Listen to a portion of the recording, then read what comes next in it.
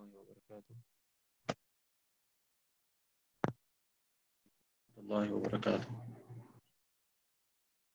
میری آواز کلیئر آ رہی ہے؟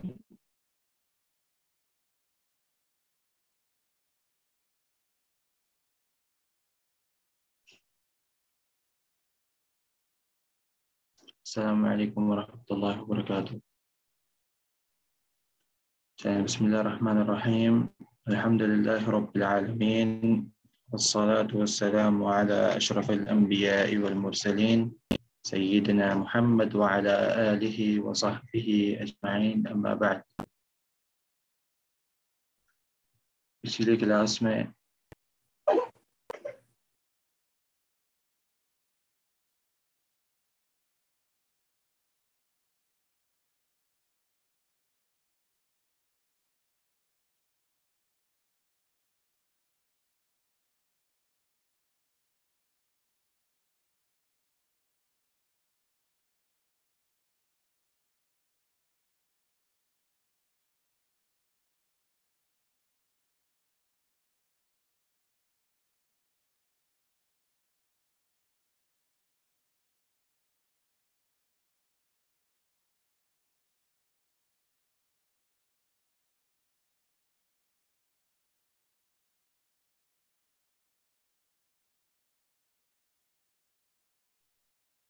السلام علیکم ورحمۃ اللہ.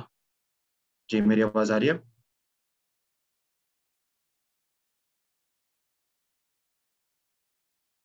اچھا.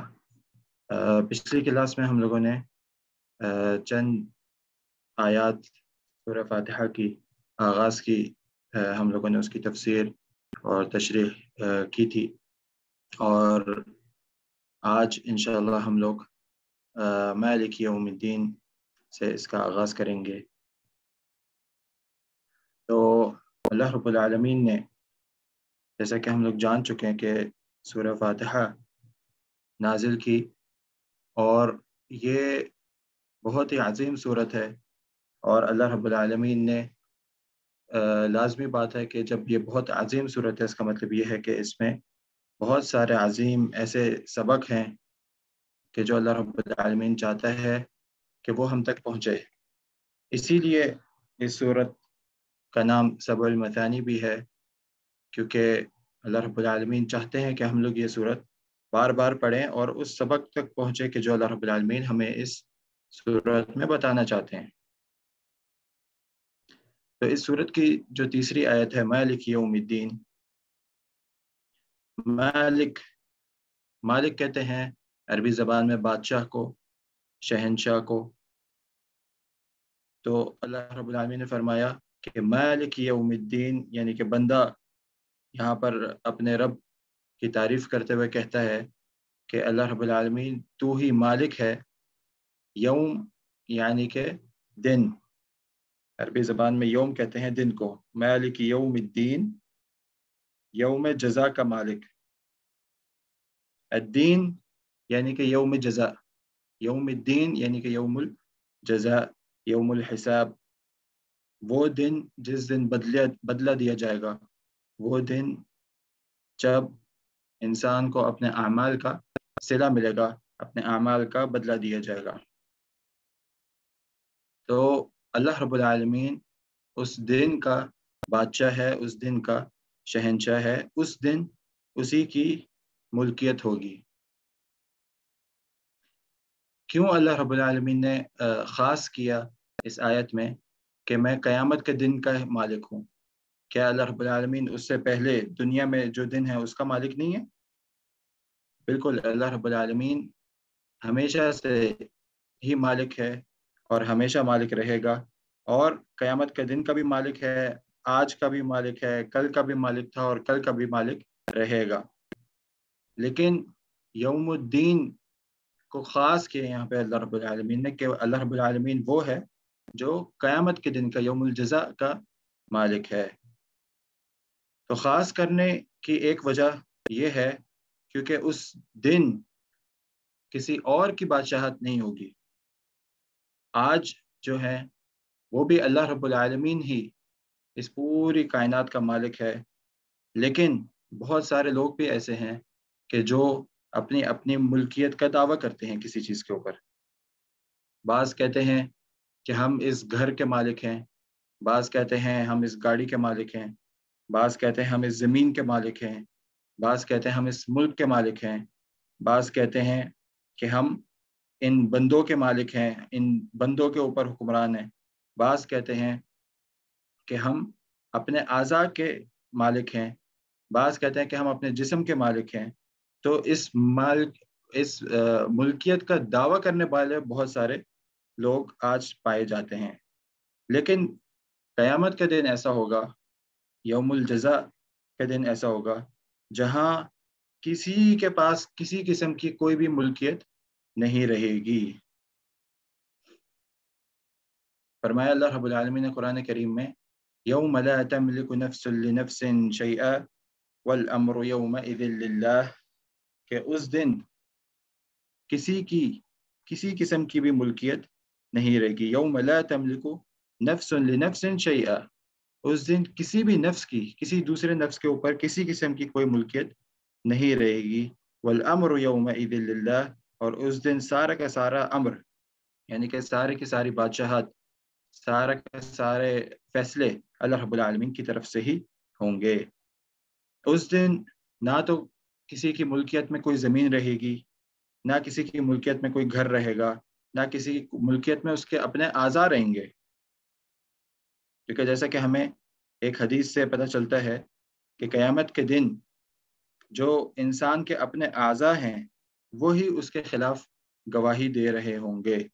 اللہ رب العالمین نے قرآن کریم میں فرمایا، وَيَوْمَ يَحْشُرُ أَعْدَاءُ اللَّهِ إِلَى النَّارِ فَهُمْ يُوزَعُونَ حَتَّى إِذَا مَا جَاءُوهَا شَهِدَ عَلَيْهِمْ سَمْعُهُمْ وَأَبْصَارُهُمْ وَجُلُودُهُم بِمَا كَانُوا يَعْمَلُونَ، کہ وہ ایسا خطرناک دن ہوگا کہ جب ان کو سمیٹ کر جہنم کے پاس لایا جائے گا تو یہاں تک کہ ان کے اپنے اعضاء ان کے بارے میں گواہی دے رہے ہوں گے، ان کی سماعت یعنی کہ ان کے کان ان کے بارے میں گواہی دے رہے ہوں گے. جو اس شخص نے اس کانوں سے جو گناہ کیے ہیں وہ کان اس بارے میں گواہی دے رہے ہوں گے کہ اے اللہ رب العالمین، اس شخص نے میرے سے یہ گناہ کیا. وَأَبْصَارُهُمْ، اور ان کی آنکھیں جس سے وہ گناہ کرتا تھا وہ گواہی دے رہی ہوں گی اس شخص کے خلاف کہ اللہ رب العالمین، اس نے میرے ذریعے یہ گناہ کیا تھا. وَجُلُودُهُمْ، اور اس کی اپنی کھال، اس کی اپنی چمڑی اس کے خلاف گواہی دے رہی ہوگی کہ اللہ رب العالمین، اس شخص نے یہ گناہ سر انجام دیا ہے. تو یعنی کہ اس دن اتنی بھی ملکیت انسان کے پاس نہیں رہے گی کہ اس کے اپنے اعضاء بھی اس کی کنٹرول میں نہیں ہوں گے. اسی طریقے سے ایک اور حدیث ہمارے سامنے آتی ہے جس میں بلکہ ایک قرآن کی آیت ہمارے سامنے آتی ہے جس کی وضاحت ایک حدیث کرتی ہے. اس میں اللہ رب العالمین نے فرمایا، وَيَوْمَ يُكْشَفُ عَنْ سَاقٍ وَيُدْعَوْنَ إِلَى السُّجُودِ فَلَا يَسْتَطِيعُونَ، کہ وہ ایسا دن ہوگا جب اللہ رب العالمین اپنی پنڈلی لوگوں کے سامنے ظاہر کرے گا اور پھر لوگوں کو کہا جائے گا کہ سجدے میں گر جاؤ. وَيَوْمَ يُكْشَفُ عَنْ سَاقٍ، اس دن اللہ رب العالمین اپنی پنڈلی ظاہر کرے گا. وَيُدْعَوْنَ إِلَى السُّجُودِ، اور بلایا جائے گا، پکارا جائے گا ان کو سجدے کی طرف. فَلَا يَسْتَطِيعُونَ، تو وہ ہرگز سجدہ نہ کر سکیں گے. یہ کون لوگ ہیں جو سجدہ نہیں کر سکیں گے؟ پھر آگے ایک حدیث میں اس کی وضاحت ہوتی ہے جس میں فرمایا اللہ کے رسول صلی اللہ علیہ وسلم نے، ابو سعید خدری کی حدیث ہے صحیح بخاری مسلم میں، کہ یکشف ربنا عن ساقہ، کہ قیامت کے دن اللہ رب العالمین اپنی پنڈلی کو ظاہر کرے گا. فیسجد لہ کل مؤمن ومؤمنہ، تو اس کو سجدہ کریں گے ہر مؤمن مرد اور مؤمن عورتیں.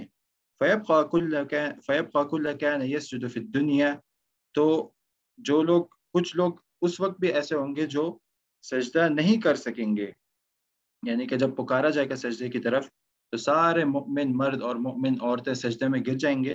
لیکن کچھ ایسے لوگ ہوں گے جو سجدے میں نہیں جا سکیں گے. یہ کون لوگ ہوں گے؟ یہ وہ لوگ ہوں گے جو دنیا میں سجدہ کرتے تھے، دنیا میں اللہ رب العالمین کو سجدہ کیا کرتے تھے، لیکن اس سجدے میں کیا چیزیں شامل تھی؟ उस सजदे में रियाकारी शामिल थी, उस सजदे में सुमा शामिल था, सुमा। अब ये सुमा क्या होता है? ये भी बेसिकली रिया की ही एक किस्म है। रिया यानी कि दिखलावा। इंसान कोई काम करे, कोई नमाज पढ़े, और अगर वो दिखलावे के लिए कर रहा है ये काम, किसी शख्स को वो दिखाना चाहता है, वो अपनी वाह वाह चाहता है, तो ये रियाकारी कहलाती है। और इसी का एक और नाम आप कह लें, सुमा भी है। यानी कि इंसान जो नेकी कर चुका है उसको लोगों के सामने जाहिर करना। रिया वो है कि वो रिया रुयत से आया है, यानी कि अपने अमाल को लोगों के सामने दिखाना। मिसाल के तौर पे मैं नमाज पढ़ रहा हूँ और मुझे पीछे से कोई शख्स देख रहा है, तो मेरे अगर दिल में ये नियत आ जाए कि ये शख्स चूंकि मुझे देख रहा है, तो मैं अपनी नमाज को और बेहतर कर लूँ और अच्छा बना लूँ, या अपनी नमाज को और लंबा कर लूँ, तो ये रियाकारी में आता है कि मैं दिखलावा, जिसको उर्दू में कहते हैं, कि मैं उसको दिखाना चाह रहा हूँ अपना अमल। और सुमा क्या होता है? मैंने रात को कोई काम किया, मैंने रात को उठ के तहज्जुद की नमाज पढ़ी, मैंने रोज़ा रखा, और मैंने पूरा रोज़ा रख लिया। उसके 2 साल बाद, 3 साल बाद, 10 साल बाद, मैंने ऐसे ही तज़किरा करते हुए अपनी मजलिस में बैठे हुए अपने दोस्तों के सामने मैंने उसका तज़किरा कर दिया अपने इस अमल का। और नीयत यही थी कि अभी लोग बोलेंगे वाह वाह कितना ये इबादत गुजार है। मैंने अपनी महफिल में इसका तज़किरा कर दिया कि मैं तो फला फला दिन उठा था और मैंने उठ के अल्लाह रब्बुल आलमीन की इबादत की थी, या मैंने फला फला दिन का रोज़ा रखा था। तो ये सुमात है कि किसी को बताना, ये सम ऐसे निकला है कि किसी को सुनाना, अपना काम सुनाना। तो ये दोनों ही यानी कि रिया और सुमा, ये दोनों ही जो हैं एक ही चीज़ के नाम है, यानी कि इसका मकसद एक ही होता है कि लोगों से वाहवाही हासिल करना। और इसका भी हम लोग जानते हैं कि क़यामत के दिन कितना ख़तरनाक अंजाम होगा। बल्कि जहन्नम में सबसे पहले जो 3 अफ़राद दाखिल होंगे, उनमें से एक शहीद होगा कि जिसने अल्लाह की राह में खून बहाया। अल्लाह रब्बुल आलमीन इस शख्स को अपनी तमाम नेमतें इसके सामने लेकर आएगा कि बंदे, मैंने तेरे ऊपर ये नेमतें की, ए बंदे मैंने तेरे ऊपर ये नेमतें की, ए बंदे मैंने तेरे ऊपर ये नेमतें की, तो तूने क्या किया मेरे लिए इस दुनिया में? तो वो जो शख्स है वो आगे से कहेगा कि अल्लाह रब्बुल आलमीन, मैंने अपनी जान कुर्बान कर दी तेरे दीन को गालिब करने के लिए। तो हदीस में आता है कि कज़ब्ता कज़ब्ता की आवाज़ें आएंगी कि ये शख्स झूठ बोल रहा है, ये शख्स झूठ बोल रहा है। उस वक्त क़यामत के दिन पूरी आलम के सामने, पूरी दुनिया के सामने, और कज़ब तक की आवाज़ें आएंगी कि ये शख्स झूठ बोल रहा है, ये शख्स झूठ बोल रहा है। और फिर बताया जाएगा कि तूने ये जो काम किया था, ये लोगों की रज़ामंदी के लिए किया था, लोगों को दिखाने के लिए किया था, रियाकारी के लिए किया था, या सुमा के लिए किया था ताकि तेरी वाह वाह हो। तो ये तो दुनिया में हो चुका। ये तूने जिस नीयत से ये काम किया, वो तेरा मकसद दुनिया में ही पूरा हो चुका। अब यहाँ पे तेरे लिए कोई अजर सवाब नहीं है। अब यहाँ पे आज के दिन तेरे लिए कोई भी जज़ा नहीं है। क्योंकि कुरान करीम में अल्लाह रब्बुल आलमीन ने क्या फरमाया? वहुस्सिला मा फिस्सुदूर, वो दिन ऐसा होगा कि जब सिर्फ नेकियां गिनी नहीं जाएंगी, बल्कि नेकी को लाया जाएगा और उसके बाद फिर इंसान के दिल को खोला जाएगा। वहुस्सिला मा फिस्सुदूर, और फिर अल्लाह रब्बुल आलमीन ने फरमाएगा कि इसके दिल में क्या था, इसके सीने में क्या था, उसको भी खोल के चेक करो कि ये जब ये काम ये कर रहा था उस वक्त इसकी नीयत क्या थी, उसको भी चेक करो। तो अगर उस नीयत में रियाकारी या इस किस्म की कोई चीज़ निकलेगी, तो फिर वो अमल काबिल कबूल नहीं होगा। तो यहाँ पे क्या फरमाया इस हदीस में कि जब अल्लाह रब्बुल आलमीन अपनी पिंडली जाहिर करेगा, तो हर मोमिन मर्द और मोमिन औरत सजदे में गिर पड़ेंगे, और कुछ लोग ऐसे होंगे जो सजदे में नहीं जा सकेंगे, जबकि वो दुनिया में सजदा करते रहे होंगे। लेकिन उस सजदे में क्या चीज़ें शामिल होंगी? रियाकारी और सुमा शामिल होगी। तो फिर उन ऐसे लोगों का क्या होगा? ये जैसे ही सजदे में जाने जाएँगे, सजदे में जाने लगेंगे, तो इनकी जो पुश्तें हैं, इनकी जो कमर है, उसको अल्लाह रब्बुल आलमीन सख्त कर देगा, और वो इतनी सख्त हो जाएँगी कि वो लोग नीचे सजदे में नहीं जा पाएँगे। यानी कि वो जाना चाहते हैं, लेकिन इतनी भी इंसान के पास उसके जिस्म की मुल्कियत होगी कि वो सजदे में जा सकें। इसी तरीके से एक और हदीस جو کہ ہمارے سامنے آتی ہے کہ ایک شخص جو جہنم میں سے سب سے آخری شخص جو نکالا جائے گا، اور اس کو جب وہ جب اللہ رب العالمین سے دعا کرے گا کہ اللہ رب العالمین مجھے بس تیری عزت کی قسم مجھے اس جہنم سے بس نکال کے باہر کر دے، اور تیری عزت کی قسم ہے اس کے علاوہ اور کسی چیز کا سوال نہیں کروں گا، تو اللہ رب العالمین اس کی یہ دعا کو قبول کرے گا اس وقت، اور اس کو جہنم سے نکال کے باہر کر دیا جائے گا۔ اس کے بعد اس کو جب پتہ چلے گا کہ پیچھے اس کے جنت اس کے پیچھے ہوگی، پیچھے سے اس کو ہوائیں آ رہی ہوگی جنت کی، اور آپ لوگ اپنا مائک پلیز میوٹ کر دیجیے گا۔ تو جب اس کو پیچھے سے ہوائیں آ رہی ہوں گی جنت کی، اور اس قسم کی اس کو محسوس ہو رہا ہوگا کہ جنت میرے پیچھے، تو وہ اس وقت اللہ رب العالمین سے پھر دعا کرے گا کہ اللہ رب العالمین صرف میرا چہرہ اس جہنم سے پھیر کے جنت کی طرف کر دے، میں تیری عزت کی قسم اس کے علاوہ اور کوئی سوال نہیں کروں گا۔ تو یہاں پھر ہمارا شاہد ہے کہ یعنی کہ انسان کے پاس اپنے جسم کی اتنی بھی ملکیت اس دن موجود نہیں ہوگی کہ وہ صرف اپنا چہرہ پھیر کے پیچھے دیکھ سکے، اس کے لیے بھی وہ اللہ رب العالمین سے دعا مانگے گا۔ یہ ہے اللہ رب العالمین کی بادشاہت جو قیامت کے دن ہوگی، کہ جس کا کوئی مقابلہ نہیں ہے، اور انسان اس دن کسی چیز کی ملکیت، ہر قسم کی ملکیت سے ہاتھ دھو بیٹھے گا۔ تو یہ ہے مالک یوم الدین، یوم الجزا کا مالک، یوم الجزا کا بادشاہ، بدلے کے دن کا بادشاہ۔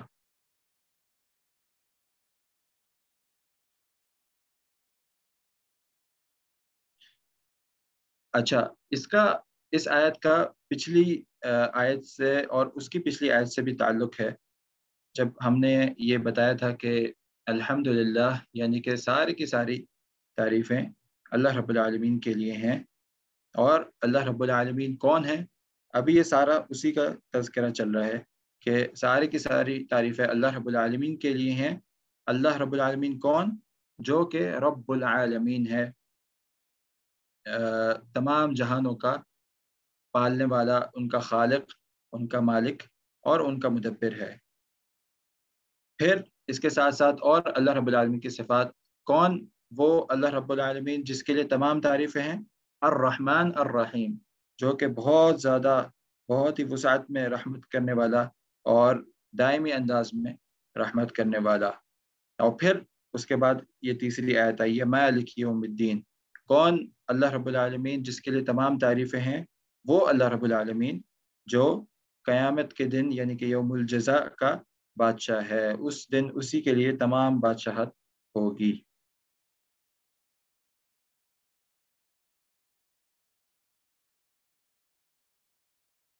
اس کے بعد جو آیت آتی ہے، فرمایا اللہ رب العالمین نے مالک یوم الدین ایاک نعبد و ایاک نستعین۔ کیا مطلب ہوتا ہے ایاک نعبد و ایاک نستعین؟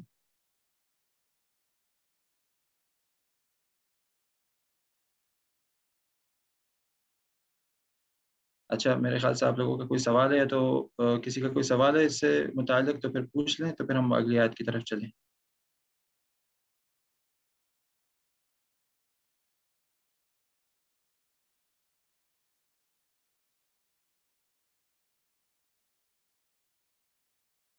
نہیں، اگر تو نیت اس کی ترغیب ہے یعنی کہ وہ بھی نیک عمل کرے، تو انشاءاللہ کوئی حرج نہیں ہے، بلکہ یہ اچھی بات ہے اگر وہ واقعی آ گیا اس کام کی طرف، تو اس کا ثواب بھی انشاءاللہ آپ کو بھی ملے گا۔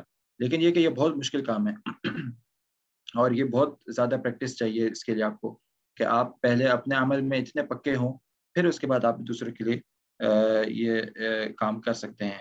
لیکن جو اگر مبتدئ ہے، کوئی بالکل ابھی نیا نیا ہے دین میں یا اسلام کی پریکٹس میں، تو اس کے لیے یہ چیز شروعات میں بہت مشکل ہو جاتی ہے۔ وہ ہر کام کو یہ سمجھ کے کر رہا ہوگا کہ میں اس کی ترغیب کے لیے کر رہا ہوں، لیکن یہ کہ وہ اس میں ریاکاری بھی آ جائے گی۔ علماء کرام فرماتے ہیں کہ اگر آپ نے کسی عمل کو ریاکاری سے بچانا ہے تو آپ ایک کام کر سکتے ہیں۔ کیا وہ کام ہے؟ کہ مثال کے طور پہ آپ اگر کسی کے سامنے آپ لمبی نماز پڑھ رہے ہیں، ٹھیک ہے، یا اپنی نماز کو بہتر کر رہے ہیں، تو کوشش کریں کہ جب آپ اکیلے ہوں بالکل، تب بھی وہی کوالٹی ہو آپ کی. یعنی کہ اگر آپ اکیلے ہیں، آپ کے ساتھ کوئی بھی نہیں ہے، تب بھی آپ کی وہی کوالٹی ہو، آپ اتنا ہی نماز کو لمبا کریں اور اتنی ہی بہترین طریقے سے پڑھیں، اتنی ہی طوالت کے ساتھ پڑھیں. تو یہ ایک مخرج ہے کہ آپ اپنے آپ کو ریاکاری سے اس طریقے سے بچا سکتے ہیں.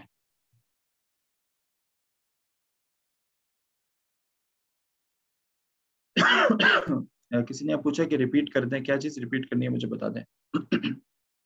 میری آواز شاید بیچ میں کہہ رہے ڈسٹرب ہو گئی تھی، مجھے بتا دیں. اچھا، ایاک نعبد و ایاک نستعین، اللہ رب العالمین ہم تیری ہی عبادت کرتے ہیں اور تجھ ہی سے مدد مانگتے ہیں.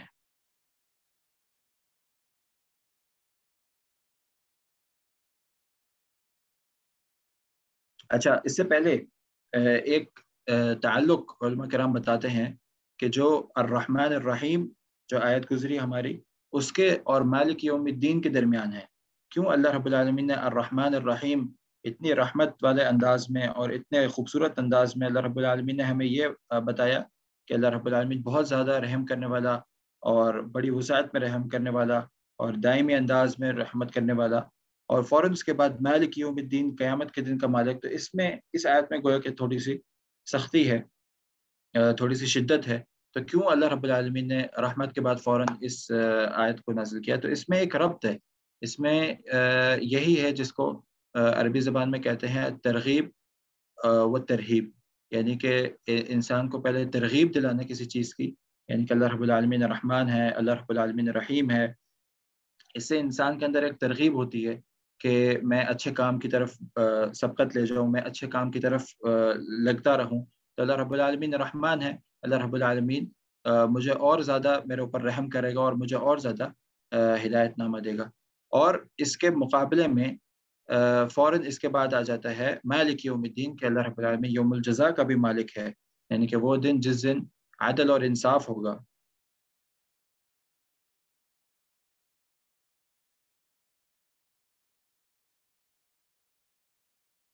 ہاں، میں بتاتا ہوں. تو اللہ رب العالمین یوم الجزا کا مالک ہے، تو اس میں جو شدت ہے وہ آپ کو گناہوں سے بھی روکتی ہے. یعنی کہ ترغیب جو ہے وہ الرحمن الرحیم میں ہے، یعنی کہ انسان جب کہتا ہے اللہ رب العالمین تو بڑا رحمان نہایت رحم والا ہے، تو یہ جو چیز ہے یہ کہیں غلط انداز میں نہ چلی جائے، کہیں بندہ اس کو غلط سمجھ نہ بیٹھے کہ اللہ رب العالمین الرحمن الرحیم ہے تو پھر میں بلے جتنے بھی گناہ کروں، اور اللہ رب العالمین نے تو معاف کرنا ہی ہے ہمیں، اللہ رب العالمین ہمیں نہیں معاف کرے گا تو پھر کس کو معاف کرے گا. اور اس قسم کی باتیں لوگ کر بیٹھتے ہیں. تو یہ کیا ہے، ترغیب کی طرف ہی جانا اور ترہیب سے اپنے آپ کو بچا کے رکھتے ہیں. لیکن ایسا نہیں ہے، انسان کو دونوں کے درمیان رہنا چاہیے. ترغیب کو انسان کو وہاں استعمال کرنا چاہیے جہاں وہ نیکی کی طرف بڑھ رہا ہو، ٹھیک ہے. جب وہ نیکی کی طرف بڑھ رہا ہے تو وہاں یاد رکھنا چاہیے کہ اللہ رب العالمین غفور الرحیم ہے، اللہ رب العالمین بہت زیادہ رحمت کرنے والا ہے. چونکہ میں یہ کام کر کے اللہ کو خوش کروں گا تو اللہ تعالیٰ اور میرے اوپر رحم کرے گا. تو وہاں پہ انسان اس کو استعمال کرے. اور جہاں پہ وہ گناہ کی طرف جا رہا ہو، نافرمانی کی طرف جا رہا ہو، تو اس کو چاہیے وہاں پہ ترغیب والی آیتیں نہ لے، بلکہ وہاں پہ ترغیب والی آیتیں لے، خبردار کرنے والی آیتیں لے، ڈرانے والی آیتیں لے. کیونکہ اللہ رب العالمین نے قرآن کریم میں یہی بتایا کہ ایک نبی کا، ایک رسول کا کیا کام ہوتا ہے کہ انما انا بشیر و نذیر، کہ وہ بشارت دینے والے بھی ہیں یعنی خوشخبریاں دینے والے بھی ہیں، اور نذارت کرنے والے بھی ہیں یعنی کہ ڈرانے والے بھی ہیں. تو اللہ کے رسول صلی اللہ علیہ وسلم جنت کی طرف خوشخبری دینے والے ہیں اور ساتھ ہی ساتھ جہنم سے ڈرانے والے بھی ہیں. تو انسان جب گناہ کر رہا ہو یا گناہ میں پڑ رہا ہو تو اس کو چاہیے کہ پھر اس وقت وہ ترغیب کی طرف نہ ترغیب کی طرف ترغیب والے آیتیں نہ دیکھے، کیونکہ وہ اس وقت گناہ کر رہے ہیں. اس وقت وہ یہ دیکھے کہ اللہ رب العالمین جو ہے وہ قیامت کے دن کا مالک بھی ہے، وہ یوم الجزا کا مالک بھی ہے. اس دن وہ ایسے دن کا مالک ہے جس دن کوئی کسی کے اوپر ظلم نہیں کیا جائے گا.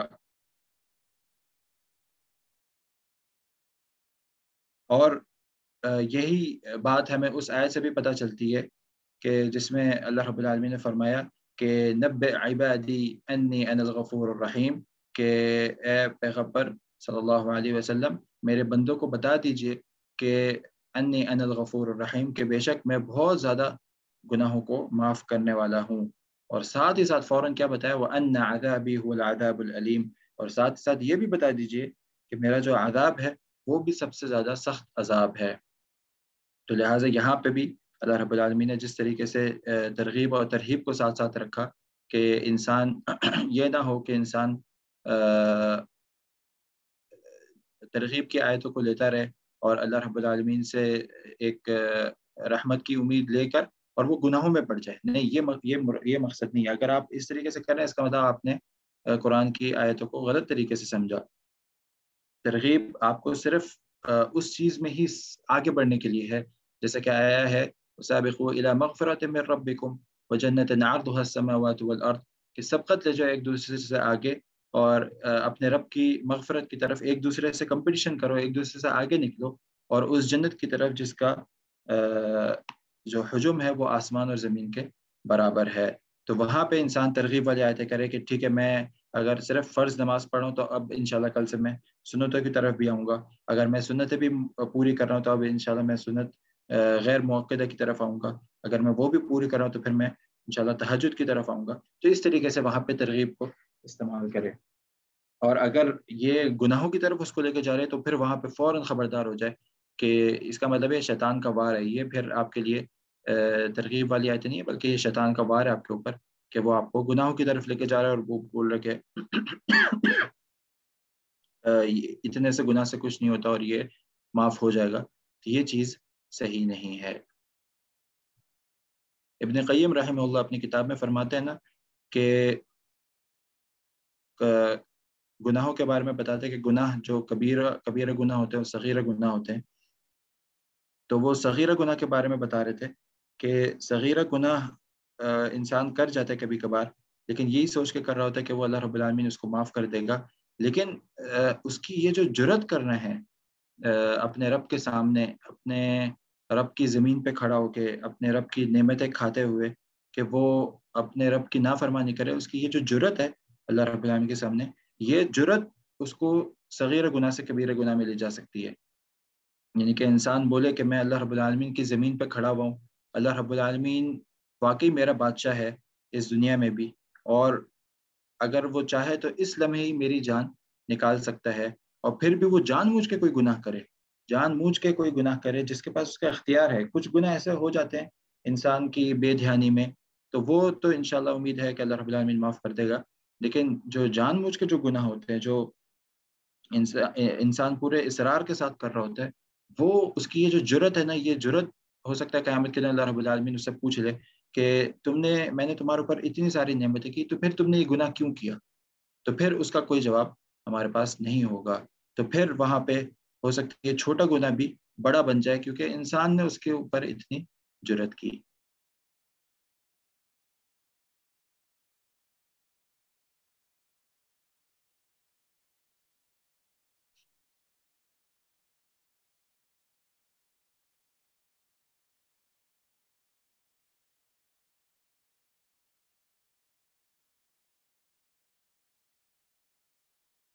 ہاں، سوال پوچھا کہ اگر ہم کسی انسان یعنی کہ حقوق العباد میں ہمارے اوپر بہت سارے حق موجود ہیں، تو کیا قیامت کے دن اس کو معاف کرنا ضروری ہو جائے گا؟ نہیں، ایسا کچھ نہیں ہے.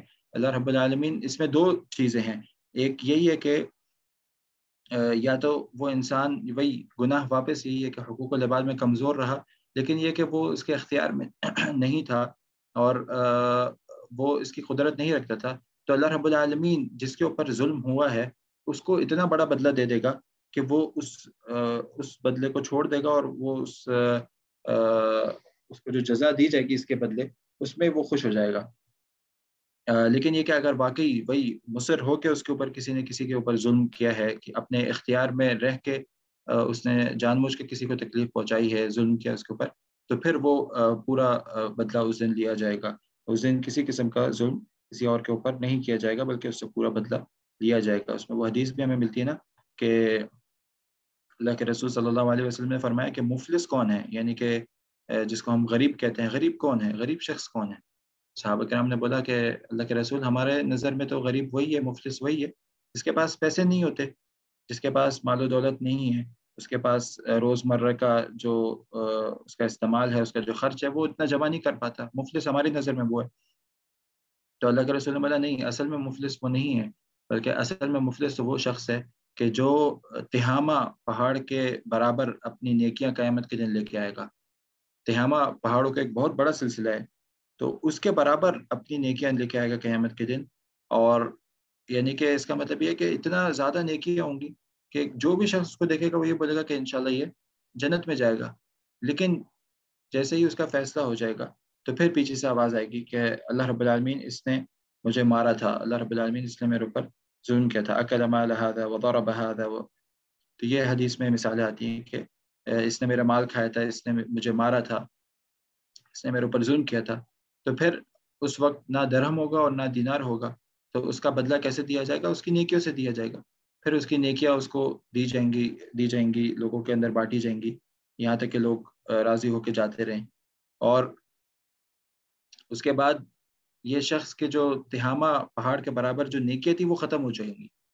اتنی زیادہ نیکیاں، اور صرف حقوق العباد جو ہے وہ ان کو سارے کے سارے لے جائیں گے اور ختم ہوگا. لوگ ابھی بھی باقی ہیں، نیکیاں ختم ہو چکی ہیں اور لوگ ابھی بھی باقی ہیں. پھر اس کے بعد کیا ہوگا کہ لوگوں کے جو گناہ ہوں گے وہ اللہ رب العالمین کہے گا کہ ان کے جو گناہ ہیں وہ اس کے اوپر ڈال دو. اور پھر اس شخص کے ان کے جو گناہ ہیں وہ اس کے اوپر ڈال دیے جائیں گے بطور بدلہ.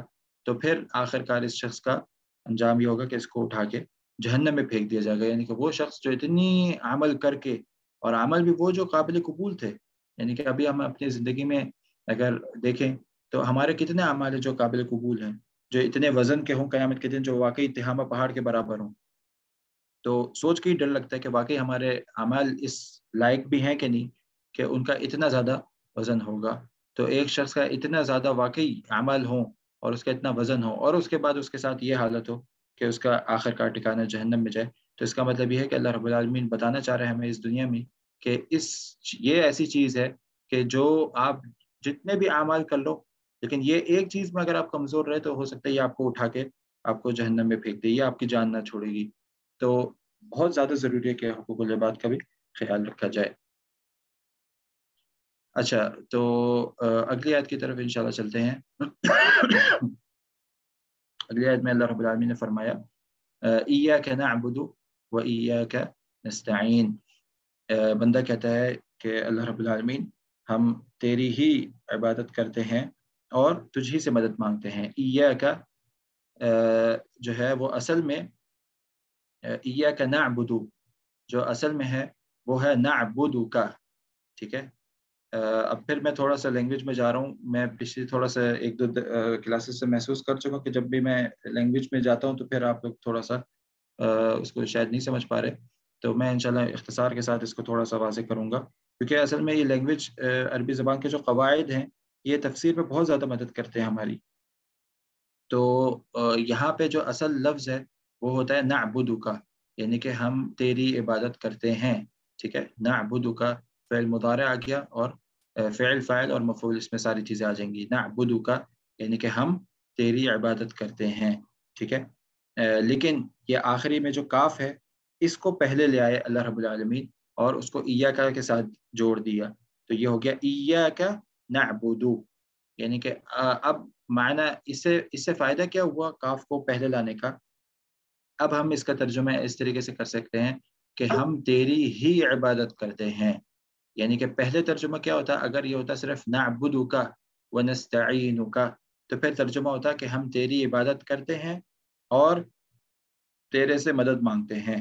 یعنی کہ اس میں پھر ایک گنجائش باقی تھی کہ ہم تیری عبادت کرتے ہیں اور ہم اس کی بھی عبادت کرتے ہیں اور ہم فلاں کی بھی عبادت کرتے ہیں اور ہم فلاں کو بھی سمجھتے ہیں کہ اگر اس نے میرا یہ کام نہیں کیا تو میرا یہ کام نہیں ہوگا، اور ہم اس کے لیے بھی اس سے بھی دعائیں مانگتے ہیں اور ہم اس کے لیے بھی ذبح کرتے ہیں. تو یہ ساری چیزیں اس میں شامل ہو سکتی تھیں، اس میں ایک گنجائش تھی. لیکن اب معنی کیا ہو گیا کاف کو پہلے لا کے کہ اب ہو گیا کہ ہم تیری ہی عبادت کرتے ہیں.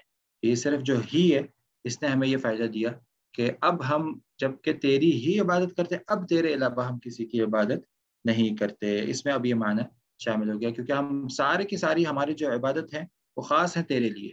ٹھیک ہے. تو یہ خاص کر دیا ہم نے، اس کو حصر کر دیا کہ ہم نے ساری کی ساری عبادت صرف خاص کر دی اللہ رب العالمین کے لیے، اور کسی کے لیے ہم اور کسی کی عبادت نہیں کرتے۔ اور اسی طریقے سے وَإِيَّاكَ نَسْتَعِينُ، اور ہم تجھ ہی سے مدد مانگتے ہیں، یعنی کہ اب ہم اور کسی اور سے کسی قسم کی مدد نہیں مانگتے، علاوہ یہ کہ جو مدد مانگنا جائز ہے، ٹھیک ہے، وہ ہم آگے انشاءاللہ ڈسکس کریں گے۔ ایاک نعبد، ہم تیری ہی عبادت کرتے ہیں۔ عبادت سے کیا مراد ہوتا ہے؟ عبادت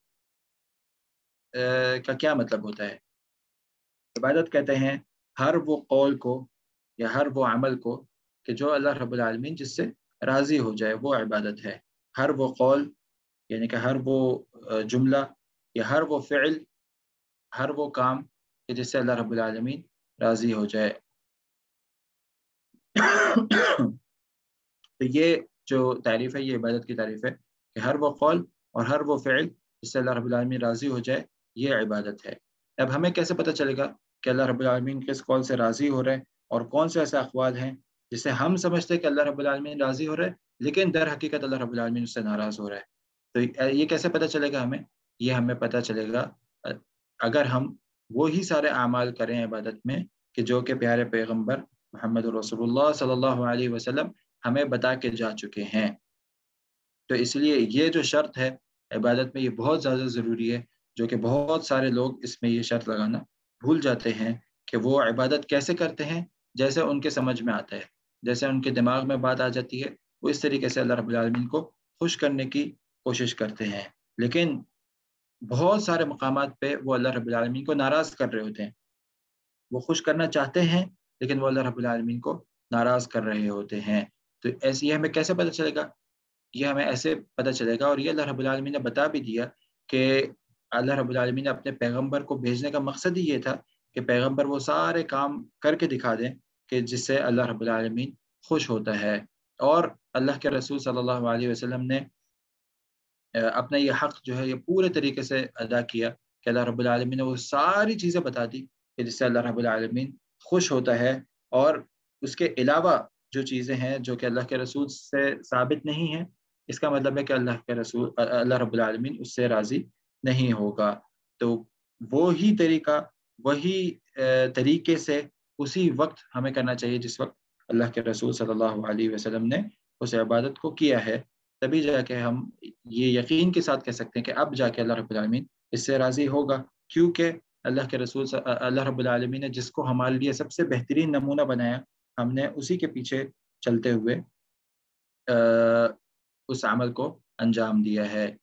اس کی مثال ہمیں اس حدیث سے ملتی ہے کہ جس میں وہ 3 صحابہ جب اللہ کے رسول صلی اللہ علیہ وسلم کے گھر پہ آئے اور حضرت عائشہ سے پوچھا کہ اللہ کے رسول صلی اللہ علیہ وسلم کی عبادت کا طریقہ کیا تھا، کس طریقے سے اللہ کے رسول صلی اللہ علیہ وسلم عبادت کرتے تھے، تو حضرت عائشہ نے بتایا جس طریقے سے اللہ کے رسول عبادت کرتے تھے۔ تو پھر انہوں نے کیا کیا، انہوں نے اس کو اپنے انداز میں کرنا چاہا۔ ان میں سے ایک نے کہا کہ میں شادی نہیں کروں گا، کیونکہ شادی ہوتی ہے، بچے ہوتے ہیں، انسان مصروف ہو جاتا ہے، تو اس نے کہا میں شادی نہیں کروں گا اور میں اللہ رب العالمین کی عبادت کروں گا۔ ایک نے کہا کہ میں رات کو سوؤں گا نہیں اور میں ساری رات قیام کر کے اللہ رب العالمین کی عبادت کروں گا۔ ایک نے کہا کہ میں ہر روز روزہ رکھوں گا، اور وہی تینوں یہ نیت کر کے چلے گئے۔ اب دیکھیں، بظاہر دیکھا جائے تو واقعی وہ بہت اچھی عبادت تھی، وہ اللہ رب العالمین کو خوش کرنا چاہ رہے تھے۔ ان کی نیت کیا تھی کہ اللہ رب العالمین اس سے راضی ہو جائے اور آخرکار ان کو جنت حاصل ہو۔ ان کی نیت یہی تھی، لیکن یہ کہ در حقیقت وہ اللہ رب العالمین کو ناراض کر رہے تھے۔ کیسے ہمیں یہ پتہ چلا؟ پھر جب اللہ کے رسول صلی اللہ علیہ وسلم واپس گھر تشریف لائے تو حضرت عائشہ نے بتایا یہ ساری باتیں ان کو کہ کچھ صحابہ آئے تھے، یہ پوچھ رہے تھے، اور پھر انہوں نے یہ باتیں کہیں اور وہ چلے گئے۔ تو اللہ کے رسول صلی اللہ علیہ وسلم کے بارے میں آتا ہے حدیث میں کہ اللہ کے رسول کو اتنا زیادہ غصہ آیا کہ غصے سے ان کا جو چہرہ تھا وہ لال ہو گیا، اور پھر وہ اللہ کے رسول صلی اللہ علیہ وسلم مسجد گئے، اور پھر اللہ کے رسول نے خطبہ دیا کہ تم میں سے کچھ ایسے شخص تھے جو آئے تھے اور انہوں نے یہ بات کہی ہے، تو جان لو کہ میں رات کو جاگتا بھی ہوں، یعنی کہ عبادت بھی کرتا ہوں، اور میں رات کو سوتا بھی ہوں، میں نے شادیاں بھی کر رکھی ہیں، اور میں روزہ رکھتا بھی ہوں اور افطار بھی کرتا ہوں۔ تو پھر جس نے میری سنت سے اعراض کیا وہ ہم میں سے نہیں ہے۔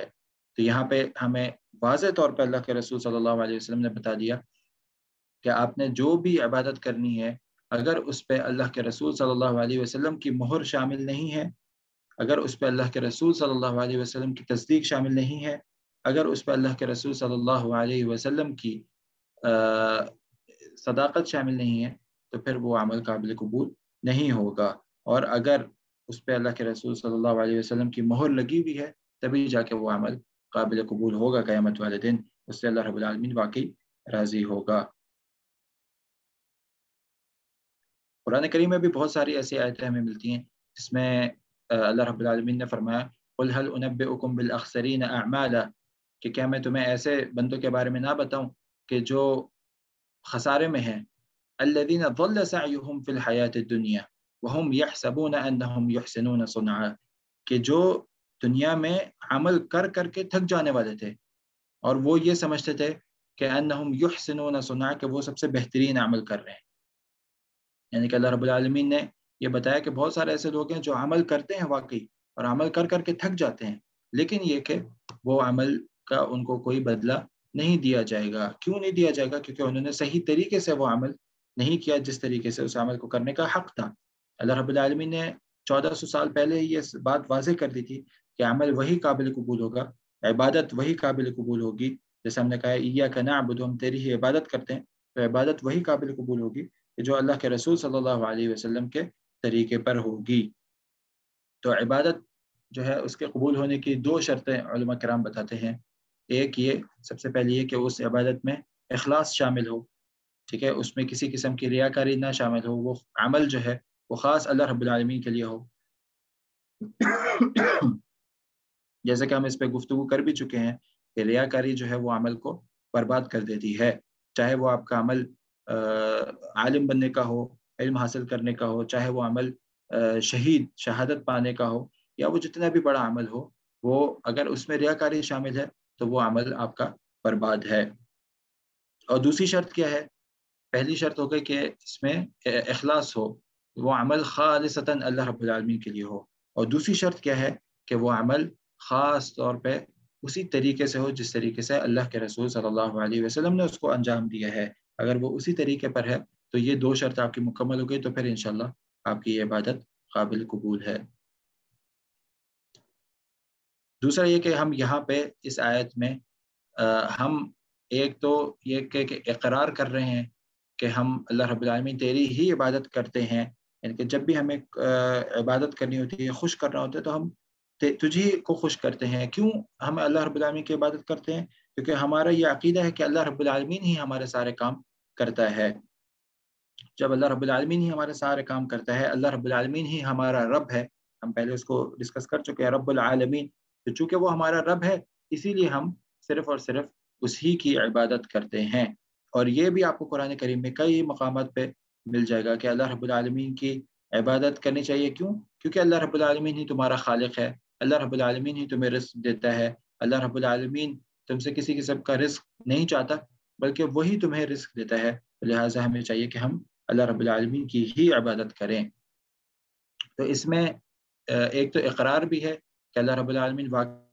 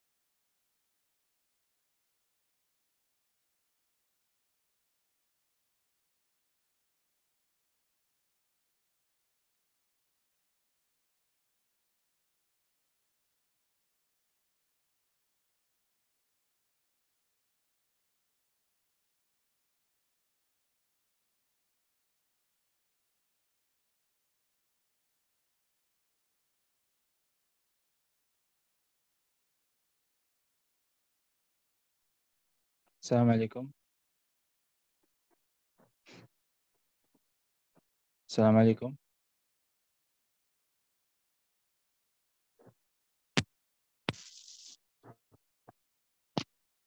آ رہی ہے؟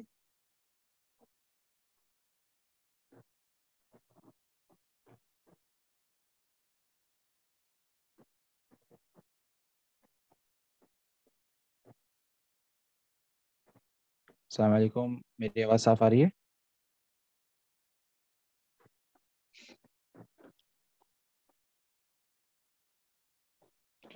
اچھا، میرے خیال سے کنیکشن کا شاید ڈسکنیکٹ ہو گیا تھا. تو ہم لوگ اس میں یہ اقرار بھی ہے اور ساتھ ہی ساتھ یہ وعدہ بھی ہے کہ اللہ رب العالمین ہم تیری ہی عبادت کرتے ہیں اور کرتے رہیں گے، اور تجھ ہی سے مدد مانگتے ہیں اور مانگتے رہیں گے آگے بھی. ٹھیک ہے؟ تو گویا کہ ہم جب یہ اقرار کر رہے ہیں تو واقعی ہی یہ کہ ہم لوگ اس زندگی میں اس کے اوپر عمل بھی کریں، کیونکہ وہ تو پھر بہت ایک عجیب سی بات ہو جائے گی کہ ہم اقرار تو کر رہے ہیں لیکن نہ ہم اس کو سمجھ رہے ہیں، اور پھر ہم ساتھ ہی ساتھ کسی دوسرے کو بھی خوش کرنے میں لگے ہوئے ہیں تاکہ وہ ہمارے حاجات کو پورا کرے، یا اس قسم کے غلط جملے استعمال کرتے ہیں کہ وہی ہمارا کام کرنے والا ہے، وہی ہماری کشتی پار لگانے والا ہے، اور ساتھ ہی ساتھ ہم یہ پڑھے ہوں کہ ایاک نعبد و ایاک نستعین، ہم تیری ہی عبادت کرتے ہیں اور تجھی سے مدد مانگتے ہیں. تو یہ بالکل ہی ہم دعویٰ کسی چیز کا کر رہے ہیں اور ہم کام کچھ اور کر رہے ہیں. تو اس کو بہت زیادہ سمجھنے کی ضرورت ہے کہ ہم واقعی جو دعویٰ کر رہے ہیں اس کے اوپر قائم بھی رہیں. پہلی جو آیتیں گزری ہیں اس میں بھی ہم لوگ دیکھتے ہیں کہ باقی جو باقی جو فرقے یا باقی جو ادیان ہیں وہ سب اس پہ بھی متفق رہتے ہیں کہ الحمدللہ رب العالمین، سارے کی ساری تعریفیں اس کے لیے جو رب العالمین کے لیے. ٹھیک ہے، یہ بات جو ہے یہ یہودی بھی مانتے ہیں، یہ بات جو ہے یہ نصارہ بھی مانتے ہیں، یہ بات جو ہے وہ ہندو بھی مانتے ہیں کہ اوپر والے سارے کام کرنے والا ہے، اوپر والے ہی سب کو کھانا دیتا ہے. ٹھیک ہے، یہودی بھی مانتے ہیں، وہ بھی اللہ رب العالمین کا تصور ان کے اندر بھی موجود ہے. عیسائی بھی مانتے ہیں، عیسائی بھی کہتے ہیں کہ تین خدا ہیں اور اس میں سے سب سے بڑا جو ہے وہ اللہ رب العالمین ہے، وہی سب کو پالنے والا ہے. ٹھیک ہے، تو یہ بات تو وہ بھی مانتے ہیں. الرحمن الرحیم، بہت زیادہ رحم کرنے والا، نہایت رحم کرنے والا، یہ بھی ان کو ماننے میں کوئی اتنا بڑا اعتراض نہیں ہے. مالک یوم الدین، قیامت کے دن کا مالک، وہ بھی اس میں بھی ان کو کوئی اعتراض نہیں ہے. اصل جو اعتراض والی بات ہے، اصل جو بات جو فرق کرتی ہے ہمارے اور ان کے درمیان اور بہت سارے مسلمانوں کے بھی درمیان، وہ یہی بات ہے کہ جب ہم اس چیز کا دعویٰ کرتے ہیں کہ ایاک نعبد و ایاک نستعین، یہاں آ کے سارے مسئلے مسائل شروع ہوتے ہیں. یہاں آ کے لوگ کہتے ہیں کہ نہیں، ہم اللہ کو تو مانتے ہی ہیں، ساتھ ساتھ ہم اللہ کے اولیاء کو بھی مانتے ہیں کہ جو ہمیں اللہ رب العالمین کے قریب کرتے ہیں، جو ہمیں اللہ رب العالمین کے نزدیک پہنچاتے ہیں. اب ہمیں دیکھنا یہ کہ یہ جو تصور ہے کہ ہم کسی اولیاء کو مانیں اور جو کہ وہ ہمیں اللہ رب العالمین تک پہنچائے، کیا یہ تصور صحیح ہے؟ یہ تصور قرآن و حدیث کے مطابق ہے یا یہ تصور غلط ہے؟ تو جب ہم قرآن آگے پورا پڑھتے رہیں گے تو ہمیں پتہ چلے گا کہ یہ تصور بھی غلط ہے. اللہ رب العالمین نے قرآن کریم پہ کئی مقامات میں بتایا کہ یہ تصور بھی غلط ہے. آپ نے جو بھی چیز مانگنی ہے آپ نے ڈائریکٹ اللہ رب العالمین سے ہی مانگنی ہے، بیچ میں کسی قسم کا کوئی انسان، کسی انسان کو، کسی جن کو، کسی فرشتے کو، کسی بھی شخص کو ڈالنے کی ضرورت نہیں ہے. اس میں سے وہ بہت ساری آیتیں ہیں، ہم آگے جا کے پڑھتے بھی رہیں گے تو انشاءاللہ واضح ہوتی رہیں گی چیز، لیکن صرف ایک آیت یہاں پہ ایک آیت کا تذکرہ کروں گا. فرمایا اللہ رب العالمین نے کہ الا للہ الدین الخالص، بے شک اللہ رب العالمین کا دین جو ہے وہ بالکل خالص ہے، بالکل پاک صاف ہے، اس میں کوئی اور تیسرا شامل نہیں ہے. آپ ہیں، مخلوق ہے، اور ڈائریکٹ اس کا رابطہ خالق کے ساتھ ہے. تو یہ بالکل خالص دین ہے. آپ نے کوئی بھی چیز مانگنی ہے، کسی بھی چیز کی مدد مانگنی ہے، جب بھی عبادت کریں وہ صرف اللہ رب العالمین کے لیے کرنی ہے، صرف ایک ذات کے لیے کرنی ہے جس نے یہ ساری چیزیں بنائی ہیں. جب ہم یہ ساری باتیں مانتے ہیں کہ اللہ رب العالمین ہی رب العالمین ہے، خالق ہے، مالک ہے، مدبر ہے تمام کائنات کا، وہی رحمان ہے، وہی رحیم ہے، وہی قیامت کے دن کا مالک ہے، تو پھر عبادت ہم کسی اور کی کیوں کر سکتے، کیسے کر سکتے ہیں اور کیوں کریں؟ ٹھیک ہے، تو اللہ رب العالمین نے فرمایا الا للہ الدین الخالص، اللہ رب العالمین کا دین جو ہے بالکل خالص ہے، بالکل پیور ہے.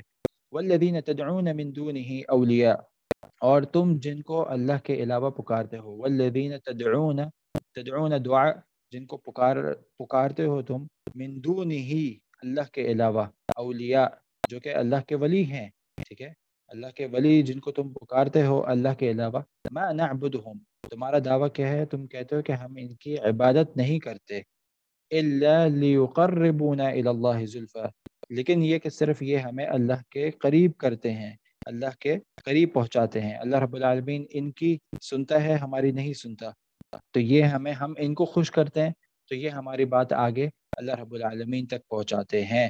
تو یہ پورا ایگزیکٹلی وہی تصور ہے کہ جو اللہ رب العالمین نے بتایا، الا للہ الدین الخالص والذین تدعون من دونہ، اس کو تم پکارتے ہو اللہ کے علاوہ، اولیاء، کہ جو کہ اللہ کے اولیاء ہیں، تم یہ سمجھتے ہو کہ وہ اللہ کے اولیاء ہیں، ما نعبدہم، تمہارا دعویٰ یہ ہوتا ہے کہ تم خود کہتے ہو کہ ہم ان کی عبادت نہیں کرتے، بلکہ ہم ان کو خوش کیوں کر رہے ہیں پھر جب ان کی عبادت نہیں کرتے؟ یہ ہمیں اللہ تک پہنچاتے ہیں۔ ہمارے پاس اتنے زیادہ گناہ ہیں کہ ڈائریکٹ اللہ رب العالمین ہماری سنے گا نہیں، تو اللہ رب العالمین ان کی سنتا ہے، تو ہم ان کو خوش کرتے ہیں تاکہ یہ ہماری بات آگے تک پہنچائیں۔ والذین تدعون من دونه اولیاء ما نعبدهم الا ليقربونا الى الله زلفى ان الله يحكم بينهم فيما هم فيه يختلفون۔ اللہ رب العالمین نے فرمایا کہ اللہ رب العالمین بالخصوص لازمی طور پر فیصلہ کرے گا قیامت کے دن، جس بارے میں تم لوگ یہ دعوے کرتے ہو، ان اللہ لا يهدي من هو كاذب كفار، اللہ تعالیٰ بے شک ہدایت نہیں دیتا کہ جو کہ اپنے دعوے میں جھوٹا ہے، من هو كاذب كفار، اور جو انکار کرنے والا ہے، کفر کرنے والا ہے، اللہ رب العالمین ہرگز ایسے شخص کو ہدایت نہیں دیتا۔ تو یہاں پہ اللہ رب العالمین نے صاف طور پہ بتایا کہ یہ جو تصور ہے کہ ہم اولیاء کو پکاریں اور اولیاء کو خوش کریں تاکہ وہ اب ہماری بات آگے پہنچائے، یہ تصور بالکل سراسر غلط ہے۔ اور جب ہم دیکھتے ہیں کہ جہاں پہ اللہ کے رسول صلی اللہ علیہ وسلم آئے، جس علاقے میں آئے، مکہ مکرمہ کا وہ علاقہ تھا، تو وہ لوگ کیا اللہ رب العالمین کو نہیں مانتے تھے؟ نہیں، وہ لوگ اللہ رب العالمین کو مانتے تھے، وہ اپنے ناموں میں رکھتے تھے عبداللہ، عبد الرحمن ان کے نام ہوتے تھے کہ اللہ کا بندہ اور رحمان کا بندہ، یہ وہ لوگ نام رکھتے تھے۔ وہ اللہ رب العالمین کے لیے حج اور عمرے کیا کرتے تھے، وہ اللہ رب العالمین کے لیے قربانی دیا کرتے تھے، وہ اللہ رب العالمین کے لیے حجاج کی خدمت کیا کرتے تھے، وہ اللہ رب العالمین کو مانتے تھے، یہاں تک کہ وہ اللہ رب العالمین سے دعائیں بھی مانگتے تھے۔ تو پھر کیوں اللہ کے رسول صلی اللہ علیہ وسلم ان کے درمیان آئے اور ان کو کافر کہا گیا اور ان کے ساتھ جہاد کیا اور ان کو قتل کیا؟ کیوں یہ سب؟ جبکہ وہ اللہ رب العالمین کو مانتے تھے۔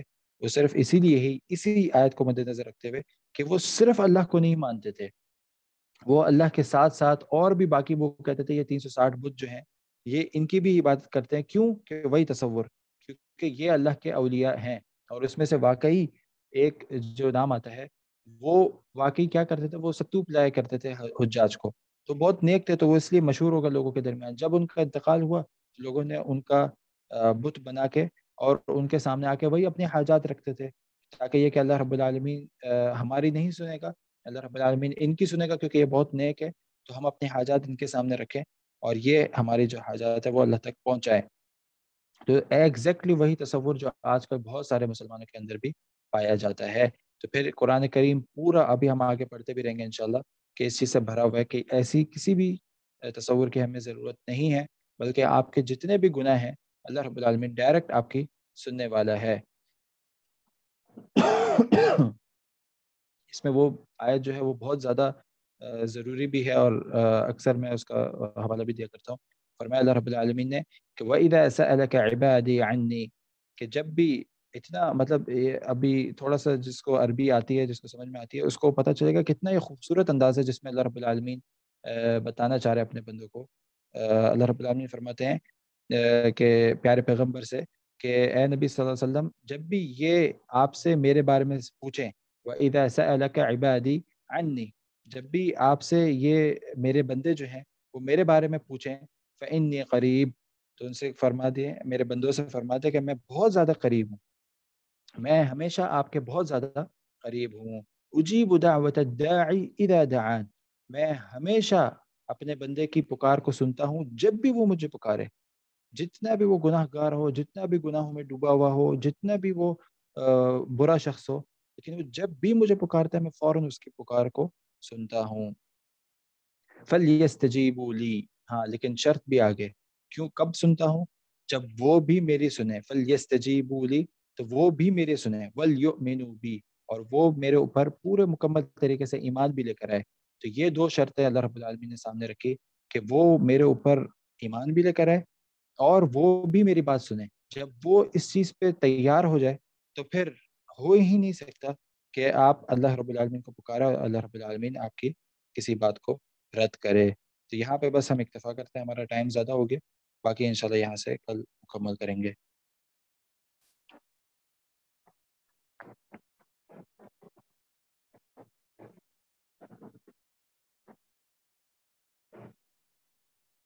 ہاں، اب یہ اچھا سوال ہے کہ اگر کسی کے سامنے ہم اپنے حاجات نہیں رکھ سکتے تو یہ کیوں کہا گیا کہ ہم اس سے اپنے لیے دعا کریں. تو اس کو بھی انشاءاللہ ہم لوگ اگلے اس میں کور کریں گے اگلی کلاس میں، کہ اب کیا کیا ایسی چیزیں ہیں کہ جو انسان واسطے کے لیے، وسیلے کے لیے اپنے رب کے سامنے رکھ سکتا ہے اور جو قرآن و حدیث سے جائز ہے.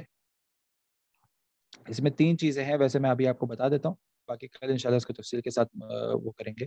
سب سے پہلے تو یہ ہے کہ قرآن و حدیث سے ثابت ہے کہ انسان اپنے نیک اعمال کو اللہ رب العالمین کے سامنے بطور واسطہ، بطور وسیلہ پیش کر سکتا ہے. ٹھیک ہے، آپ نے کبھی کوئی نیک عمل کیا تھا چھپ کے، بالکل کسی اور کو کوئی ایک کان و کان خبر نہیں تھی کہ آپ نے یہ عمل کیا، خالص آپ نے اللہ رب العالمین کے لیے وہ عمل کیا. ٹھیک ہے، اور پھر آپ کسی مشکل میں پڑ جاتے ہیں یا آپ کو کوئی تکلیف ہوتی ہے تو آپ اللہ رب العالمین سے دعا میں یہ کہہ سکتے ہیں کہ اللہ رب العالمین میں نے وہ عمل کیا تھا، اگر وہ تیری خاص تیری رضا کے لیے تھا تو اگر اس سے خوش ہوا ہے تو میرے اس کام کو آسان کر دے. تو یہ ایک ہوا واسطہ، وسیلہ، کہ انسان اپنے نیک اعمال کو وسیلہ بنائے گا. کل اس کی واضح انشاءاللہ دلائل کے ساتھ اس کو میں بتاؤں گا. دوسرا کیا چیز ہے جو انسان وسیلے کے طور پہ استعمال کر سکتا ہے، وہ ہے کہ انسان اللہ رب العالمین کے ناموں کا، اللہ رب العالمین کی صفات کا وسیلہ دے. جیسا کہ ہم نے بتایا بھی تھا کہ پچھلے درس میں وَلِلَّهِ الْأَسْمَاءُ الْحُسْنَى فَادْعُوهُ بِهَا، اللہ رب العالمین نے خود حکم دیا ہے کہ اللہ رب العالمین کے پیارے پیارے نام ہیں تو ان کے ذریعے آپ اللہ رب العالمین سے دعائیں مانگا کرو. اس میں تو باقاعدہ حکم موجود ہے کہ آپ اللہ رب العالمین کے ناموں کے ذریعے آپ اللہ رب العالمین سے دعا مانگ سکتے ہیں. ٹھیک ہے، تو یہ ہو گیا دوسرا وسیلہ کہ جس کو آپ اپنے دعاؤں میں استعمال کر سکتے ہیں. تیسرا وسیلہ کیا ہے کہ کسی زندہ نیک شخص سے کہنا کہ وہ اللہ رب العالمین سے آپ کے لیے دعا کرے. ٹھیک ہے، تو یہ بھی ثابت ہے، زندہ نیک شخص سے کہنا کہ وہ آپ کے لیے اللہ رب العالمین سے دعا کرے. تو یہ بھی ہمیں ثبوت ملتا ہے. صحابہ کرام آتے تھے اللہ کے رسول صلی اللہ علیہ وسلم کے پاس اور ان سے دریافت کرتے تھے کہ اللہ کے رسول ہمارے لیے دعا کیجیے، اللہ کے رسول ہمارے لیے دعا کیجیے. تو یہ بالکل ثابت ہے انشاءاللہ کہ زندہ نیک شخص ہے. اس کے بعد جب اللہ کے رسول صلی اللہ علیہ وسلم کا انتقال ہو گیا تو پھر صحابہ کرام کے بارے میں آتا ہے، حضرت عمر کے بارے میں آتا ہے کہ ان کو جب بارش کی دعا کرانی تھی تو انہوں نے یہ کہا تھا باقاعدہ آگے آ کے کہ اللہ رب العالمین جب تک ہمارے اندر آپ کے پیغمبر تھے تو لازمی بات ہے پیغمبر سے زیادہ نیک تو کوئی ہو ہی نہیں سکتا، تو ہم ان کو آپ کے ہم ان کو اپنی طرف سے اپنا نمائندہ بنا کے آپ کے سامنے رکھتے تھے اور ان کو ایک وسیلہ بناتے تھے کیونکہ وہ زندہ تھے، وہ ہمارے اندر موجود تھے، تو وہ ہماری طرف سے سب کی طرف سے دعائیں کرتے تھے بارش کے لیے، تو پھر وہ بارش ہو جاتی تھی.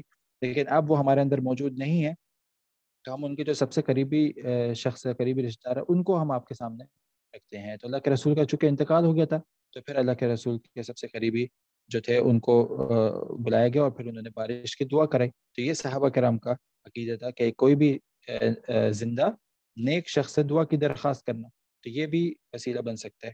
لیکن اس کے علاوہ جب ایک شخص کا انتقال ہو جاتا ہے تو پھر وہ نہ آپ کی بات سن سکتا ہے اور نہ وہ آپ کی کوئی مراد کو آگے پہنچا سکتا ہے. اس کے اوپر کل انشاءاللہ تفصیل کے ساتھ گفتگو ہوگی.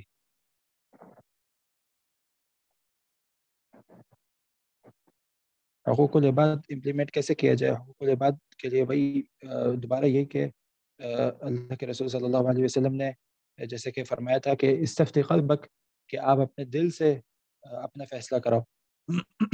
حقوق العباد میں بہت ساری جگہوں پہ جب انسان کسی دوسرے کے ساتھ کوئی معاملہ کرتا ہے وہاں اس کا دل خود ہی اس کو بتا رہا ہوتا ہے کہ میں غلط ہوں اور یہاں پہ میں صحیح ہوں، یہاں پہ میں غلط ہوں. تو جہاں پہ اس کو پتہ چل رہا ہے کہ یہاں پہ میں غلط ہوں وہاں پہ وہ اپنا جو حق ہے وہ چھوڑ دے. جہاں پہ اس کو پتہ چل رہا ہے کہ میں غلط ہوں تو وہاں پہ وہ دوسرے کا حق دے دے اس کو اور خود پیچھے ہٹ جائے، تو پھر یہ کہ یہ آپ صحیح ہو جائیں گے. ہاں، جہاں آپ کے رشتہ دار ہیں آگے تو وہاں ہمیشہ اس کو یہی لگ رہا ہوتا ہے کہ میں صحیح ہوں. ٹھیک ہے، تو وہاں پہ چاہیے کہ وہ کسی اور سے فیصلہ کرا لے، کہ اگر اس کو فیصلے میں یہ پتہ چل جاتا ہے کہ میں میں غلط ہوں، تو وہ اپنی غلطی کا اعتراف کرے، اور اگر اس کو پتہ چلتا ہے سامنے والا غلط ہے تو کوشش کرے اس کو یہاں پہ چھوڑ دے، انشاءاللہ آخرت میں اس کا فیصلہ ہو جائے گا۔ تو اقربا اگر آپ کے قریبی رشتہ داروں سے کوئی آپ کا معاملہ ہے تو وہاں پہ آپ اپنے دل کی نہ سنیں، کیونکہ وہاں پہ آپ کا دل آپ کو یہ بول رہا ہوتا ہے کہ آپ ہی صحیح ہیں اور سامنے والی غلط ہے۔ لیکن جب دوسرے کے ساتھ کوئی معاملہ ہوتا ہے تو وہاں پہ آپ کو پتہ چل جاتا ہے کہ یہاں پہ میں غلط ہوں، کیونکہ اللہ کے رسول صلی اللہ علیہ وسلم کے پاس بہت سارے مقامات پہ لوگ آئے، انہوں نے کہا کہ میرے رشتہ دار میرے ساتھ غلط کر رہے ہیں، تو وہاں پہ اللہ کے رسول نے یہ الفاظ استعمال کیے کہ اگر تو یہ بات ایسی ہے جیسے تم کہہ رہے ہو، کیونکہ اکثر انسان کو یہ لگتا ہے کہ میرے اوپر ہی ظلم ہوا ہے جب رشتہ داروں میں ہوتا ہے، اور اس کو یہ لگتا ہے میرے اوپر ہی ظلم ہوا اور میں ہی صحیح ہوں اور سامنے والا ہی غلط ہے، تو اس لیے اللہ کے رسول نے بولا اگر تو یہ بات ایسی ہی ہے جیسے تم کہہ رہے ہو تو پھر اس کا یہ حکم ہے، ٹھیک ہے۔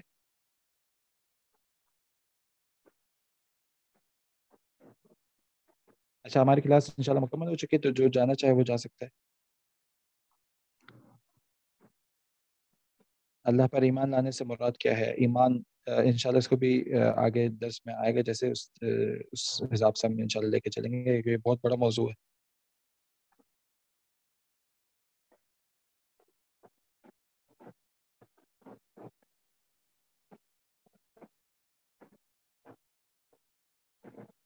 حقوق العباد معاف نہیں ہوں گے، اس کا مطلب یہ ہے کہ اس کا بدلہ لیا جائے گا قیامت کے دن، آپ کو کھڑا کیا جائے گا، اور جو حقوق العباد آپ نے جو ظلم کیے دوسروں کے اوپر تو وہ پورے طریقے سے اس کا بدلہ لیا جائے گا، لیکن جو اللہ رب العالمین کا حق ہے وہ اللہ رب العالمین ویسے ہی معاف کر دے گا اگر وہ معاف کرنا چاہے تو۔ ٹھیک ہے، امید ہے یہاں آپ لوگوں کے سوال بھی مکمل ہو گئے انشاءاللہ، باقی آگے جو دروس آئیں گے اس میں انشاءاللہ پیچھے بھی کچھ سوال رہ گئے تھے شاید وہ میرے پاس ابھی نہیں آ رہے، تو انشاءاللہ آگے کلاسز میں آپ لوگ پوچھ سکتے ہیں انشاءاللہ۔